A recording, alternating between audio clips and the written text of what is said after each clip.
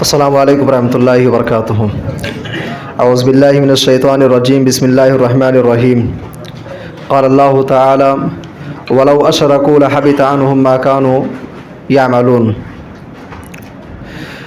معزز سامعین کرام، سورۃ الانعام سے چند پیغامات آپ کے سامنے پیش کرنے ہیں۔ سورۃ الانعام کے اندر ہمارے اور آپ کے لیے سب سے پہلا پیغام یہ ہے، فکر فیما انت علی۔ اگر آپ صاحب ایمان ہیں، مسلمان ہیں، سورۃ الانعام کے اندر ہمارے اور آپ کے لیے میسیج، یہ پیغام ہے کہ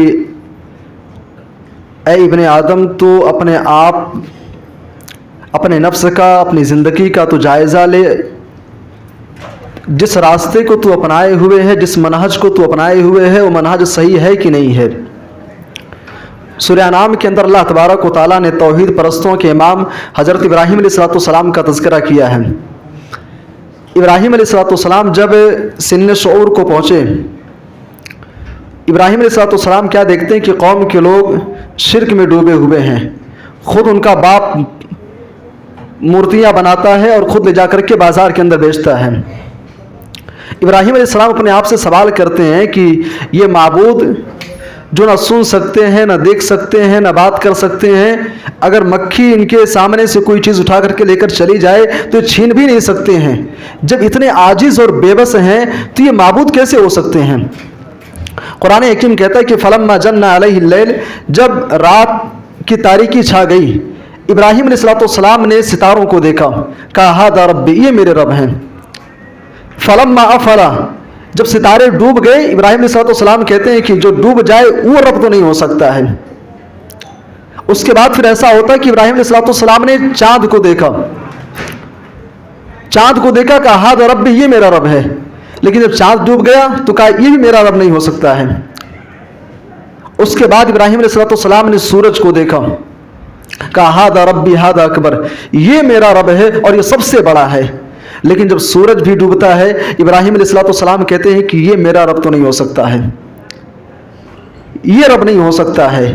ہمارے اور آپ کے لیے یہاں پر یہی میسج و پیغام ہے کہ آپ اپنی زندگی کا جائزہ لیں، جو منہج، جو طریقہ، جو راستہ اپنائے ہوئے ہیں وہ راستہ صحیح ہے کہ نہیں ہے۔ آج قوم کے اندر، سماج کے اندر ایک طبقہ آپ کو ایسا ملے گا جو اپنے آپ کو مقلد کہتا ہے، امام ابو حنیفہ رحمہ اللہ کی تقلید کر رہا ہے۔ ایسے لوگ بھی آپ کو ملیں گے جو اپنے آپ کو شافعی کہتے ہیں، کوئی اپنے آپ کو حنبلی کہتا ہے، کوئی اپنے آپ کو مالکی کہتا ہے۔ سوال یہ پیدا ہوتا ہے کہ آپ غور کرو بھائی، آپ صحیح راستے پر ہو کہ نہیں ہو۔ جس راستے کو اپنائے ہوئے ہو وہ راستہ آپ کو صحیح منزل تک لے جائے گا کہ نہیں لے جائے گا، اور صحیح راستے کی تعین کیسے ہوگی؟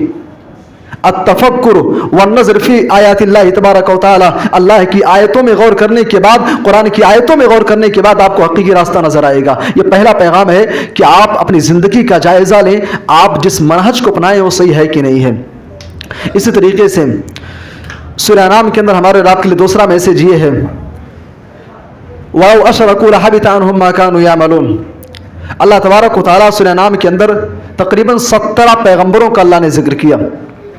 حضرت نوح علیہ السلام کا ذکر کیا، حضرت ابراہیم علیہ السلام کا ذکر کیا، اسماعیل کا ذکر کیا، اسحاق کا تذکرہ کیا، یعقوب کا ذکر کیا، یوسف کا ذکر کیا، سلیمان کا ذکر کیا، داؤد کا ذکر کیا، بڑے بڑے پیغمبروں کا اللہ نے ذکر کیا۔ اور ذکر کرنے کے بعد اللہ نے فرمایا وَلَوْ أَشْرَكُوا لَحَبِطَ عَنْهُمْ مَا كَانُوا يَعْمَلُونَ، اگر ان پیغمبروں سے بھی شرک ہو جاتا، ان انبیاء کرام سے بھی شرک ہو جاتا تو ان کی بھی زندگی کے سارے اعمال مٹی میں ملا دی جاتے، ان کے سارے اعمال برباد ہو جاتے۔ سوال یہ پیدا ہوتا ہے، اللہ تبارک و تعالیٰ انبیاء کو خطاب کر رہا ہے، میرے بھائی ہماری اور آپ کی کیا اوقات ہیں؟ لہٰذا دوسرا میسج یہ ہے کہ اپنے آپ کو شرک سے بچائیے، شرک کے تمام چور دروازوں سے اپنے آپ کو بچائیے، ہر اس عمل سے، ہر اس فعل سے اپنے آپ کو بچائیے جو شرک تک پہنچانے والا ہے۔ اس لیے کہ شرک کے بارے میں اللہ تبارک و تعالیٰ نے اعلان کر دیا ہے، ان اللہ لا یغفر ان یشرک بہ ویغفر ما دون ذلک لمن یشاء، شرک کی معافی نہیں ملنے والی ہے۔ یہ دوسرا پیغام ہے۔ اسی طریقے سے سورۃ الانعام کے اندر ہمارے اور آپ کے لیے تیسرا میسج یہ ہے، الامن فی اختیار التوحید۔ اگر آپ امن و امان چاہتے ہیں، سکون چاہتے ہیں، زندگی کے اندر امن و امان آپ کو چاہیے تو آپ کو توحید والا بننا پڑے گا۔ الذین آمنوا ولم یلبسوا ایمانہم بظلم اولئک لہم الامن وہم مہتدون۔ اللہ تبارک و تعالیٰ نے فرمایا کہ جو ایمان لائے اور ایمان لانے کے بعد انہوں نے اپنے ایمان کو ظلم سے یعنی شرک سے نہیں ملایا، اولئک لہم الامن وہم مہتدون، ایسے ہی لوگوں کے لیے امن و امان والی زندگی ہے اور ایسے ہی لوگ ہدایت یافتہ ہیں۔ اب ایک شخص اپنے آپ کو مسلمان بھی کہے اور سائڈ سے بدعت والے کام بھی کرے، ایک شخص اپنے آپ کو مسلمان بھی کہے اور ادھر شرک کے اڈوں کے دروازے بھی کھٹکھٹائے، اپنے آپ کو ایمان والا بھی کہے، اس کی زندگی کے اندر شرک کے دروازے بھی پائے جا رہے ہیں، شرکیہ اعمال بھی پائے جا رہے ہیں۔ میرے بھائی اور دوستو، اگر زندگی کے اندر شرک ہے، اللہ تبارک و تعالیٰ نے فرمایا پھر امن و امان ملنے والی نہیں ہے، امن چاہیے تو توحید والا بننا پڑے گا۔ آج ہندوستان لیول پر مسلمانوں کے جو حالات ہیں، بہت سارے وجوہات ہیں، اس میں سے ایک بہت بڑی وجہ یہ بھی ہے بھائی کہ آج ہمارے ہاں توحید خالص نہیں رہا، توحید خالص ہمارے یہاں نہیں رہا۔ جس ایمان کا تقاضا قرآن نے کیا ہے، جس ایمان کا تقاضا رب کائنات نے کیا ہے، وہ ایمان و عقیدہ ہمارے ہاں نہیں پایا جا رہا ہے۔ اللہ نے فرمایا کہ اگر امن و امان چاہیے، سکون والی زندگی چاہیے تو توحید خالص کو اپنانا پڑے گا۔ یہ تیسرا پیغام ہے۔ اسی طریقے سے سورہ نام کے اندر ہمارے رب کے لیے چوتھا پیغام یہ ہے کہ انسان ایک دن تیری زندگی ختم ہو جائے گی۔ آج یہاں پر بیٹھے ہو، کیا پتہ اگلے سال نہ صحیح 20 سال کے بعد، 40 سال کے بعد یا 100 سال کے بعد ہم میں سے شاید ہی کوئی شخص یہاں پر رہے، الا ہے کہ کسی کو اللہ لمبی زندگی دے دے، 100 سال کے بعد شاید کوئی یہاں پر ہو۔ مٹی میں مل جاؤ گے، قبر میں چلے جاؤ گے، دنیا اور دنیا کے سارے جھمیلے اور ساری چیزیں سب یہ دھری کی دھری رہ جائیں گی۔ یہ مکان، یہ جائیداد اور یہ بال بچے اور یہ آنے والی نسلوں کے لیے جو حرام خوری اور سود خوری کا راستہ اپنائے ہوئے ہو، یہ ساری کی ساری چیزیں یہ رہ جائیں گی، بلکہ تمہارے لیے گناہ جاریہ کے طور پر یہ تیار ہو جائیں گی۔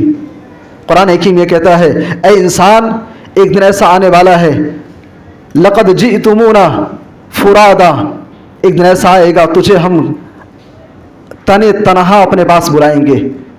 اللہ کے سامنے آپ ہوں گے، ہم ہوں گے، اکیلے اللہ کے سامنے پیش ہونا پڑے گا۔ اور یہ اولاد کے لیے، فیوچر کے لیے، آنے والی نسلوں کے لیے جتنی محنتیں ہو رہی ہیں، قرآن کہتا ہے یوم یفر المرء من اخیہ وامہ وابیہ وصاحبتہ وبنیہ، قیامت کے دن تو معاملہ یہ ہوگا جس اولاد کے لیے تم کروڑوں کی سمپتی چھوڑ کر کے جا رہے ہو، یہ اولاد کل قیامت کے دن ایک معمولی سی نیکی بھی آپ دینے کے لیے تیار نہیں ہوگی آپ کو۔ ہمارے اور آپ کے لیے چوتھا پیغام یہ ہے کہ دنیا ختم ہو جائے گی، آخرت کی فکر کیجئے، آخرت کی تیاری کیجئے۔ اسی طریقے سے سورہ نام کے اندر ہمارے اور آپ کے لیے پانچواں اور آخری پیغام یہ ہے کہ الکثرہ لیست دلیلا علی الحق، تعداد کی کثرت جو ہے یہ حق ہونے کی دلیل نہیں ہے۔ تعداد کا زیادہ ہونا، کثرت تعداد یہ حق ہونے کی دلیل نہیں ہے۔